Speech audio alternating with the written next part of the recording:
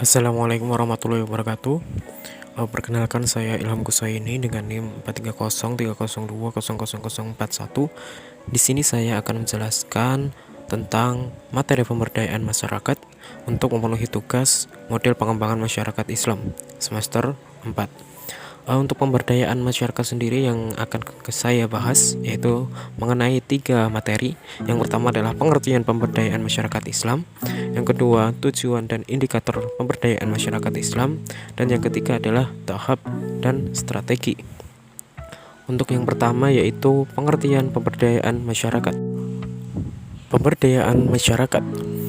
Istilah pemberdayaan diambil dari kata daya yang bermakna mampu atau memiliki dan mempunyai daya. Jadi pemberdayaan masyarakat adalah upaya untuk meningkatkan harkat dan martabat golongan masyarakat yang sedang dalam kondisi miskin, sehingga mereka dapat melepaskan diri dari perangkap kemiskinan dan keterbelakangan. Pemberdayaan juga diartikan sebagai upaya untuk membangun kemampuan masyarakat dengan mendorong, memotivasi, membangkitkan kesadaran akan potensi yang dimiliki dan berupaya untuk meningkatkan serta mengembangkan potensi tersebut agar menjadi nyata. Kemudian di sini terdapat pemberdayaan menurut 4 perspektif, yaitu antara perspektif pluralis, elitis, strukturalis, dan poststrukturalis. Untuk pemberdayaan masyarakat ditinjau dari perspektif pluralis adalah suatu proses untuk menolong individu dan kelompok-kelompok masyarakat yang kurang beruntung agar mereka dapat bersaing secara lebih efektif dan kepentingan-kepentingan lain. Adapun upaya yang dapat dilakukan ialah dengan memberikan pembelajaran untuk meningkatkan kapasitas masyarakat. Yang kedua, pemberdayaan masyarakat ditinjau dari perspektif elitis. Disebut elitis adalah suatu upaya untuk bergabung dan mempengaruhi kalangan elit seperti para pemuka atau tokoh masyarakat, pejabat, dan lainnya untuk membentuk aliansi dengan kalangan elit dan mengupayakan perubahan pada kalangan elit. Kemudian, yang ketiga, pemberdayaan masyarakat ditinjau dari perspektif strukturalis adalah suatu agenda perjuangan lebih menantang karena tujuan pemberdayaan dapat dicapai apabila bentuk-bentuk ketimpangan struktural dieliminasi. Umumnya, masyarakat menjadi tidak berdaya karena struktur sosial yang mendominasi dan menindas mereka baik karena kelas sosial, gender, rasa, atau etnik. Dan yang terakhir adalah pemberdayaan masyarakat ditinjau dari perspektif poststruktural adalah suatu proses yang menentang atau mengubah diskursus. Perspektif ini menyatakan bahwa masyarakat dipahami sebagai upaya mengembangkan pemahaman terhadap perkembangan pemikiran baru dan analitis. Kemudian untuk pembahasan yang nomor 2 adalah tujuan dan indikator pemberdayaan masyarakat.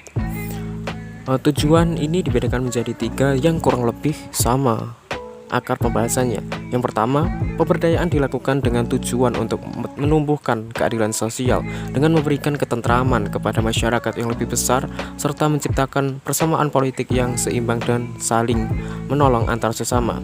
Yang kedua, memperkuat kekuasaan masyarakat, khususnya kelompok lemah yang tidak memiliki keberdayaan, baik karena kondisi internal yang mana masyarakat itu berpikir bahwa mereka tidak berdaya, maupun karena kondisi eksternal yang memang masyarakat itu ditindas oleh struktur sosial yang tidak adil.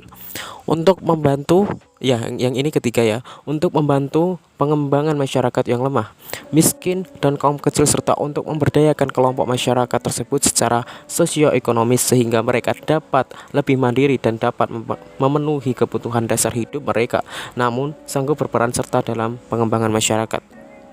Setelah tujuan pemberdayaan masyarakat, terdapat indikator pemberdayaan masyarakat. Dalam indikator ini dibedakan menjadi 4 bagian. Yang pertama adalah kebebasan mobilitas atau lebih leluasa dalam menjalankan aktivitas. Yang dimaksud di sini adalah masyarakat itu akan leluasa, akan bebas pergi kemana saja seperti ke pasar, fasilitas medis, bioskop, rumah ibadah.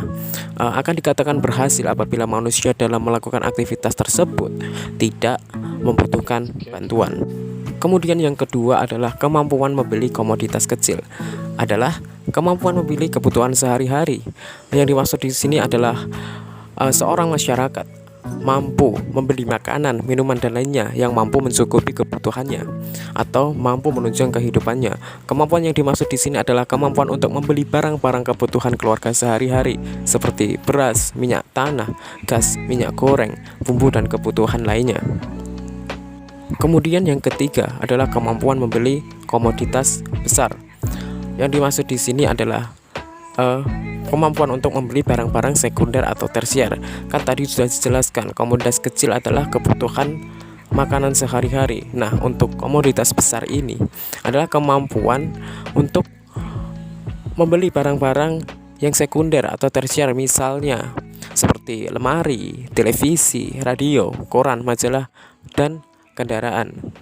Kemudian yang keempat adalah terlibat dalam pembuatan keputusan rumah tangga. Artinya atau mampu membuat keputusan sendiri. Apa sih artinya ini? Yaitu rumah tangga atau masyarakat yang mempunyai rumah tangga mampu membuat keputusan secara mandiri maupun bersama suami atau istri mengenai keputusan-keputusan keluarganya, misalnya mengenai renovasi rumah, pembelian barang, pembelian kambing atau ternak, memperoleh kredit usaha, program mengenai keluarga berencana, atau lainnya. Kemudian pembahasan nomor 3 atau pembahasan yang terakhir dalam penjelasan saya ini adalah tahapan pemberdayaan masyarakat. Tahapan pemberdayaan masyarakat ini dibedakan menjadi 6 bagian ya teman-teman. Untuk yang pertama adalah bagian persiapan. Untuk persiapan ini, pemberdayaan masyarakat akan menyiapkan penyiapan petugas dan penyiapan lapangan untuk tempat pemberdayaan masyarakat. Yang kedua adalah pengkajian atau assessment, yaitu mengidentifikasi masalah kebutuhan dan sumber daya alam yang dimiliki oleh masyarakat ataupun sumber daya manusia menyerupai skill dan lain-lain. Untuk yang ketiga adalah perencanaan alternatif. Tahap perencanaan alternatif, pada tahapan ini petugas sebagai agen perubahan secara partisipatif mencoba melibatkan warga untuk berpikir tentang masalah yang mereka hadapi dan bagaimana cara mengatasinya. Kemudian yang keempat adalah performalisasi, rencana aksi. Dalam tahapan ini, agen perubahan membantu masing-masing kelompok untuk memutuskan dan menentukan program dan kegiatan apa yang mereka akan lakukan untuk mengatasi permasalahan yang ada. Di samping itu, juga petugas membantu untuk memformalisasikan gagasan mereka ke dalam bentuk tertulis, terutama bila ada kaitannya dengan pembuatan proposal kepada penyandang dana. Yang kelima adalah pelaksanaan. Sudah tahu di sini pelaksanaan, yaitu pelaksanaan program atau kegiatan pemberdayaan itu. Kemudian yang terakhir adalah tahap evaluasi. Tahap evaluasi digunakan sebagai proses pengawasan dari masyarakat dan petugas program pemberdayaan masyarakat yang sedang berjalan sebaiknya dilakukan dengan melibatkan masyarakat. Terlibatan masyarakat tersebut diharapkan dapat membentuk suatu sistem komunikasi yang lebih baik. Selanjutnya, yang setelah tahapan pemberdayaan masyarakat adalah strategi pemberdayaan masyarakat. Strategi ini yang pertama adalah the welfare approach, yaitu membantu memberikan bantuan kepada kelompok-kelompok tertentu. Yang kedua adalah the development approach, yaitu pendekatan ini memusatkan perhatian pada pembangunan, peningkatan kemandirian, kemampuan, dan keswadayaan masyarakat. Dan yang terakhir adalah the empowerment approach. Pendekatan ini melihat kemiskinan sebagai akibat proses politik dan berusaha memberdayakan atau melatih rakyat untuk mengatasi ketidakberdayaannya.